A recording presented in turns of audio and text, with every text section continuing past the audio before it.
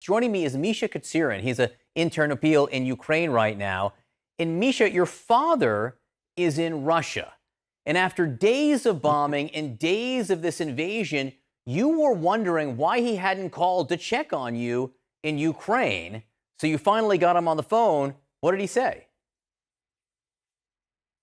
Hisha, that was like the common conversation. Hi, how are you doing? So, any word about war?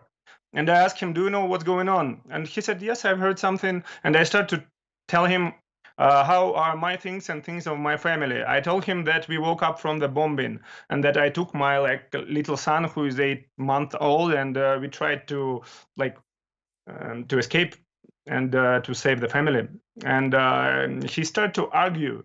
He said, no, everything is not like this. And he told me that Russia started like a peaceful operation, and they're trying to save us from the Nazis regime, which occupied our country. And the most interesting thing was that the Russian soldiers are giving to the local people food and warm clothes. So that's the thing he saw on the TV. And they said, no, father, now I'm here. I see what's going on. My friends also see what's going on. And he just could not believe in this. So I spent maybe 5 minutes trying to talk to him, and then I just say goodbye, sorry. So that was the first conversation. You say, Dad, they're bombing us. And he says, no, Yes. that's not what's happening. No. Everything, yeah. So he just cannot believe in this reality. So they exist in another reality, which was created for like 20 years. And you know, when the each day on the TV, in newspapers, on like federal radio, and there are no free medias in Russia. They got the information that the tree behind them is red. And then I called him and said, no, father, the tree is green. He just cannot believe. He wants to believe me, but he cannot. Did you get through to him at all? Do you think after your discussion, he had a sense you were being bombed and invaded? So that was like the some way. So after I finished this discussion, I made a post in Instagram that my father does not believe me. And there was more than 135,000 shares of this post. So I realized that the problem is super widespread. There was like thousands and thousands of comments, and all the people wrote that I have the same thing. My mother does not believe me. My sister doesn't believe me.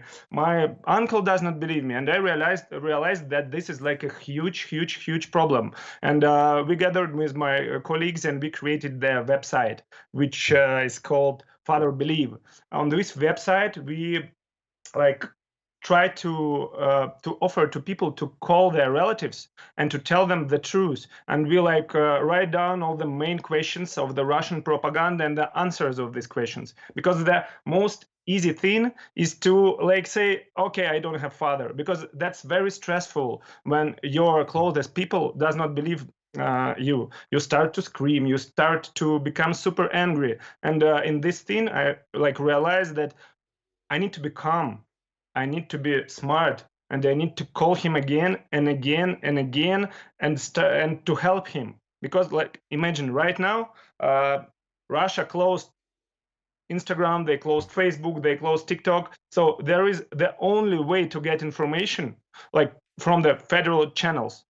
And that's why right now relatives are I think the only media which can tell them some other side of the information.